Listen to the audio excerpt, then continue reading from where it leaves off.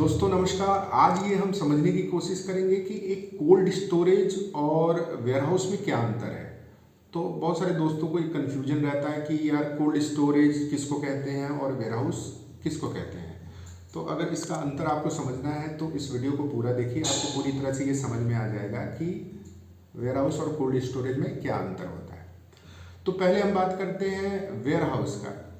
Warehouse एक ऐसी जगह है जहाँ पे स्टॉक को स्टोर किया जाता है, यानी कि ऐसा स्टॉक जिसको टेम्परेचर की ज़रूरत नहीं है वैसा स्टॉक स्टोर किया जाता है। जैसे मशीनरी हो गई, फूड आइटम, ऐसे फूड आइटम जिनको टेम्परेचर की वजह से उनको कोई प्रॉब्लम नहीं होने वाली है। तो ऐसे ऐसे मटेरियल क्या होता है कि वो वेयरहाउस में स्टोर किए जाते हैं। जैसे मशीनरी हुई, एफएमसीजी से रिलेटेड प्रोडक्ट हुए। तो इस बहुत सारी ऐसी दवाइयाँ हैं जिनकी ज़रूरत नहीं पड़ती है टेम्परेचर की, तो वो स्टोर किए जाते हैं वेयरहाउस में। वेयरहाउस में स्पेस काफ़ी बड़ा होता है। वेयरहाउसिंग का स्टोरेज का जो स्पेस होता है वो काफ़ी बड़ा होता है।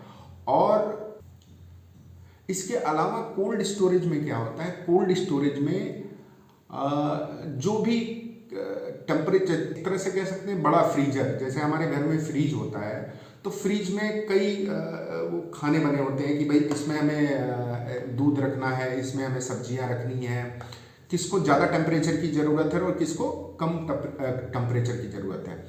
तो आप ये कह सकते हैं कि कोल्ड स्टोरेज जहाँ जैसे आलू का, प्याज का स्टोरेज होता है उसको कोल्ड स्टोरेज बोलते हैं।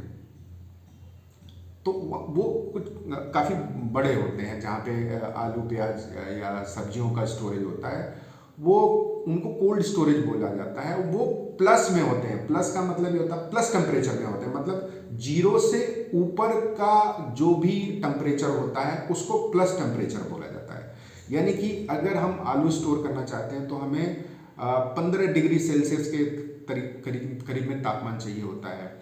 कुछ सब्जियों को 20 डिग्री की टेम्परेचर का तापमान चाहिए होता है, कुछ को 10 डिग्री टेम्परेचर का टेम्परेचर चाहिए होता है। तो कोल्ड स्टोरेज जो होते हैं वो प्लस में होते हैं। कोल्ड रूम मोस्टली होते हैं वो माइनस टेम्परेचर में होते हैं, जहाँ पे दवाइयों का स्टोर होता है। जैसे बहुत सारी ऐसी वैक्सीन आपने सुना होगा कि बहुत सारी ऐसी वैक्सीन है जिनको -30 डिग्री टेम्परेचर में रखा जाता है जिससे वो खराब ना हो। बहुत सारी ऐसी मेडिसिन है जो -10, -5, बहुत सारे फ्रोजन फूड हैं जिनको माइनस टेम्परेचर में रखा जाता है जिनसे वो काफ़ी दिनों तक सुरक्षित रहते हैं। तो कोल्ड रूम एक कह सकते हैं कि वो यूनिट छोटा होता है, अब कोल्ड स्टोरेज जो होता है वो बड़ा होता है।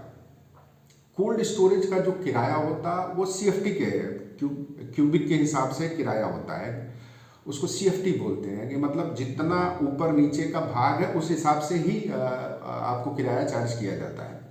तो हमेशा ध्यान रखिए जो माइनस वाला कोल्ड रूम है उसका किराया ज़्यादा होता है, क्योंकि वहाँ पे फ्रोजन फ्रूट और दवाइयाँ स्टोर की जाती हैं तो इनका किराया महंगा होता है। और जो आपका कोल्ड स्टोरेज होता है ये थोड़ा सा चीपर होता है, सस्ता होता है। जो कोल्ड स्टोरेज होता है वो सस्ता होता है। सस्ता मतलब उसका किराया सस्ता होता है।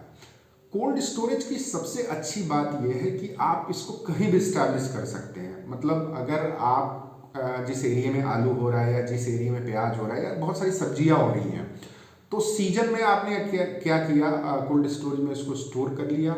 और जब ऑफ सीजन होता है तो उसको बहुत सारे किसान उसको या व्यापारी उसको बेचते हैं। तो आपने देखा होगा कि जहाँ आलू ज़्यादा पैदा होता है या प्याज ज़्यादा पैदा होता है वहाँ पे आपने देखा होगा कोल्ड स्टोरेज आपने देखा होगा बने होंगे। कोल्ड रूम मोस्टली वेयरहाउस के आसपास के एरिया में बने होते हैं जहाँ पे स्टोरेज होता है। तो स्टोरेज में 2 पार्ट होता है, एक वेयरहाउसिंग हो गया। वेयरहाउसिंग में आपको ऐसे मटेरियल स्टोर किया जाता है जहाँ पे उसको टेम्परेचर की ज़रूरत नहीं है। इसके अलावा कोल्ड स्टोरेज में वो चीज़ें स्टोर की जाती हैं जिनको टेम्परेचर की ज़रूरत है, जिसकी वजह से वो ख़राब ना हो जाए। तो जो कोल्ड रूम है वो मोस्टली वेयरहाउसिंग एरिया में बनता है। और अभी तो इंडिया में बहुत ज़्यादा इसकी डिमांड नहीं है, बट आने वाले समय में बहुत सारी कंपनियां ऐसी आ रही हैं जो फ्रोजन फूड से रिलेटेड काम कर रही हैं। बहुत सारी ऐसी कंपनियां हैं जो मेडिसिन में है जिनको ज़रूरत पड़ती है। तो अब धीरे धीरे ये इसका कोल्ड स्टोरेज का सप्लाई चेन बहुत तेज़ी से आगे बढ़ रहा है। तो जिनको इन बिजनेस में आना है और कोल्ड स्टोरेज से रिलेटेड चीज़ें समझनी है, तो आप warehousewale.com पे आप कनेक्ट हो सकते हो, हम आपको पूरी से पूरी जानकारी देंगे। तो आपने देखा दोस्तों कि आप बेसिक डिफरेंस समझिए, मैं मशीनरी और स्पेसिफिकेशन में नहीं जा रहा हूँ जिससे आपको एक कंफ्यूजन क्रिएट होगा। बेसिक मैंने आपको बता दिया कि बेसिक ये है कि अगर जहाँ जिस मटेरियल पे टेम्परेचर की ज़रूरत नहीं होती है वो स्टोरेज होता है वेयर हाउस में, और जिन मटेरियल या फूड आइटम को या दवाइयों को जिनको माइनस या प्लस टेम्परेचर पे रखने की ज़रूरत है उनको रखा जाता है कोल्ड स्टोरेज और कोल्ड रूम में। तो कोल्ड स्टोरेज और कोल्ड रूम भी दो अलग अलग चीज़ें हैं। Cold room mostly warehousing area में बनता है या सब्जी मंडियों के आसपास भी बनता है। कोल्ड स्टोरेज भी सब्जी मंडियों के आसपास बनता है। कुछ जैसे फिश विश का स्टोरेज जो होता है उसके लिए भी कोल्ड रूम में डिफरेंट टेम्परेचर के हिसाब से उनको स्टोर किया जाता है। तो बेसिक मैंने आपको एक लाइन बता दी कि ये अंतर होता है, और माइनस और प्लस का मतलब ये हुआ कि जीरो से ऊपर की तरफ जो टेम्परेचर जाएगा उसको प्लस में बोलेंगे, जीरो से नीचे की तरफ जो टेम्परेचर जाएगा, जीरो से नीचे वाला जो टेम्परेचर होता है उसका किराया महंगा होता है और जीरो से प्लस वाले का किराया सस्ता होता है और साइज में कोल्ड स्टोरेज बड़े होते हैं। तो कोल्ड स्टोरेज का काम आप कहीं भी कर सकते हैं। आपकी लोकल जो भी सब्जियां पैदा होती हैं या आलू पैदा होता है या प्याज पैदा होता है, इनका स्टोरेज करके आप एक अच्छी रेंटल इनकम कमा सकते हैं।